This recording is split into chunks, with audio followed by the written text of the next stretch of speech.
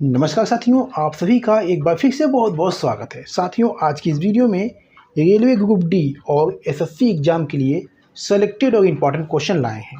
सभी क्वेश्चन दोस्तों आपके पिछले एग्जाम में पूछे गए हैं, तो वीडियो को पूरा लास्ट तक देखिएगा। वीडियो को पसंद आए, अच्छी लगे तो वीडियो को लाइक, चैनल को सब्सक्राइब करना दोस्तों ना भूलें। तो चलिए दोस्तों, आज का पहला प्रश्न है, मेसेटा पठार किस देश में स्थित है। बहुत ही इंपॉर्टेंट क्वेश्चन दोस्तों है, मेसेटा पठार किस देश में स्थित है। तो मेरे प्यारे साथियों, मेसेटा पठार जो है ये साथियों स्पेन देश में स्थित है। ठीक है, चलिए साथियों, आपका अगला प्रश्न है, भारत में लाख का सबसे बड़ा उत्पादक राज्य कौन सा है। मेरे प्यारे साथियों, मैं आपको बता दूं कि अगर आपको दोस्तों किसी भी प्रश्न का आंसर पहले से पता रहता है तो अपना स्कोर जो है लास्ट में कमेंट करके जरूर बताइएगा। ठीक है साथियों, इस प्रश्न का सही आंसर देने का प्रयास करिएगा। भारत में लाख का सबसे बड़ा उत्पादक राज्य कौन सा है, तो ऑप्शन सी झारखंड राज्य है। ठीक है, अगला प्रश्न है, पोंगल के त्यौहार के दौरान लोग जो है निम्नलिखित में से किसकी पूजा करते हैं। बताइएगा, बहुत ही इंपॉर्टेंट क्वेश्चन है। पोंगल के त्यौहार के दौरान लोग निम्नलिखित में से किसकी पूजा करते हैं, तो ऑप्शन डी सूर्य की पूजा करते हैं। ठीक है, चलिए आपका दोस्तों अगला प्रश्न है, किस ग्रह का कोई उपग्रह नहीं है। बताइएगा, किस ग्रह का कोई उपग्रह नहीं है, तो ऑप्शन बी शुक्र ग्रह का दोस्तों कोई भी उपग्रह नहीं है। ठीक है, चलिए नेक्स्ट क्वेश्चन है, बैरासिउल बांध निम्नलिखित में से किस जिले में स्थित है। बताइएगा, क्या बनेगा इस प्रश्न का सही आंसर। बैरासिउल बांध निम्नलिखित में से किस जिले में स्थित है, तो ऑप्शन डी चंबा जिले में स्थित है। ठीक है, अगला प्रश्न है, ठुमरी की रानी किसे माना जाता है। बताइएगा, ठुमरी की रानी किसे माना जाता है, ऑप्शन बी गिरजा देवी को माना जाता है। ठीक है दोस्तों, चलिए साथियों, आपका अगला प्रश्न है, भारत में किस क्षेत्र में वैश्वीकरण से अधिकतम लाभ हुआ है, तो साथियों ये सूचना प्रौद्योगिकी में हुआ है। ठीक है, चलिए साथियों, आपका अगला प्रश्न है, भडला सोलर पार्क भारत के किस राज्य में स्थित है। बताइएगा, बहुत ही इंपॉर्टेंट क्वेश्चन है।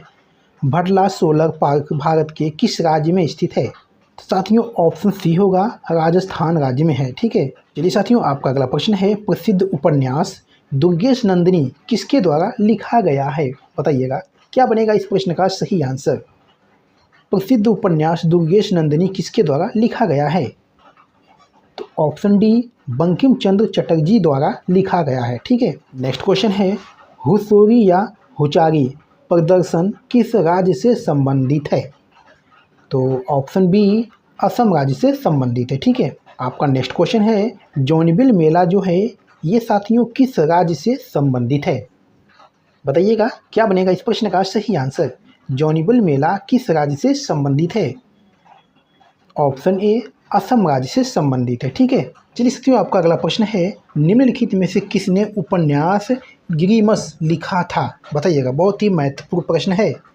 निम्नलिखित में से किसने उपन्यास गिरिमस लिखा था, तो ऑप्शन डी सलमान रुश्दी ने लिखा था। ठीक है, चलिए साथियों, आपका अगला प्रश्न है, 2011 की जनगणना के अनुसार भारत में विकलांग जनसंख्या का प्रतिशत कितना था, तो साथियों ये 2.21% था। ठीक है, चलिए साथियों, आपका अगला प्रश्न है, नाबन्ना नामक फेस्टिवल किस राज्य में मनाया जाता है। बहुत ही अच्छा प्रश्न है। नाबन्ना नामक फेस्टिवल किस राज्य में मनाया जाता है, तो ऑप्शन बी पश्चिम बंगाल में मनाया जाता है। ठीक है, अगला प्रश्न है, बिरजू महाराज किस नृत्य के प्रसिद्ध कलाकार थे। बताइएगा साथियों, बिरजू महाराज किस नृत्य के प्रसिद्ध कलाकार थे, तो साथियों बिरजू महाराज जो है ये कथक नृत्य के प्रसिद्ध कलाकार थे। ठीक है, ऑप्शन सी आपका बिल्कुल सही जवाब हो जाएगा। चलिए साथियों, आपका अगला प्रश्न है, कंचनजंगा चोटी की ऊंचाई कितनी है। कंचनजंगा चोटी की ऊंचाई कितनी है, तो साथियों 8,598 मीटर है। ठीक है, यानी ऑप्शन ए आपका बिल्कुल सही जवाब हो जाएगा। चलिए अगला प्रश्न है, पुष्कर झील कहाँ स्थित है। बताइएगा, पुष्कर झील कहाँ स्थित है, तो साथियों पुष्कर झील जो है ये अजमेर में स्थित है। ऑप्शन डी आपका बिल्कुल सही जवाब हो जाएगा। चलिए अगला प्रश्न है, गुलाबी क्रांति किसकी पैदावार से संबंधित है, तो साथियों गुलाबी क्रांति जो है ये प्याज के पैदावार से संबंधित है। ठीक है, चलिए साथियों, आपका अगला प्रश्न है, भारतीय क्रिकेट बोर्ड की स्थापना किस वर्ष की गई थी। Very very important question. इस प्रश्न का सही आंसर क्या बनेगा साथियों, भारतीय क्रिकेट बोर्ड की स्थापना किस वर्ष की गई थी, तो साथियों ऑप्शन ए 1928 में की गई थी। ठीक है, ये आपको याद रखना है। चलिए साथियों, नेक्स्ट क्वेश्चन है, सार्क सचिवालय का मुख्यालय जो है ये कहाँ स्थित है? ऑप्शन बी, नेपाल में स्थित है। ठीक है दोस्तों। चलिए साथियों, नेक्स्ट क्वेश्चन है, नौजवान सभा की स्थापना किसने की थी? बताइएगा क्या बनेगा इस प्रश्न का सही आंसर। नौजवान सभा की स्थापना किसने की थी? तो ऑप्शन सी, भगत सिंह ने की थी। ठीक है। चलिए साथियों, आपका अगला प्रश्न है, मोहम्मद बिन तुगलक के शासन काल में कौन सा यात्री जो है भारत आया था? बताइएगा। मोहम्मद बिन तुगलक के शासनकाल में कौन सा यात्री भारत आया था? तो साथियों, ये इब्न बतूता आया था। ठीक है, यानी ऑप्शन बी आपका बिल्कुल सही जवाब हो जाएगा। चलिए साथियों, आपका अगला प्रश्न है, मोहम्मद बिन कासिम ने किस वर्ष भारत पर पहला आक्रमण किया था? बताइएगा, बहुत ही महत्वपूर्ण प्रश्न है। मोहम्मद बिन कासिम ने किस वर्ष भारत पर प्रथम आक्रमण किया था? तो साथियों, 712 ईस्वी में किया था। ठीक है। चलिए साथियों, आपका अगला प्रश्न है, विश्व का सबसे छोटा लिखित संविधान किस देश का है? बताइएगा। विश्व का सबसे छोटा लिखित संविधान किस देश का है?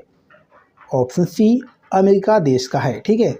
चलिए मेरे प्यारे साथियों, इस वीडियो का लास्ट क्वेश्चन है, संविधान सभा में महिला सदस्यों की संख्या कितनी थी? Very very important question. क्या बनेगा इस प्रश्न का सही आंसर साथियों? संविधान सभा में महिला सदस्यों की संख्या कितनी थी? तो साथियों, ऑप्शन ए 15 थी। ठीक है। तो मेरे प्यारे साथियों, वीडियो को यहीं पर समाप्त करते हैं। आज की वीडियो में बस इतना ही, और आपने कितने प्रश्नों के आंसर सही किए हैं एक प्यारा सा कमेंट करके जरूर बताइएगा। ठीक है। तो चलिए फिर मिलते हैं आपसे अगली वीडियो में किसी महत्वपूर्ण टॉपिक पे। तब तक के लिए धन्यवाद।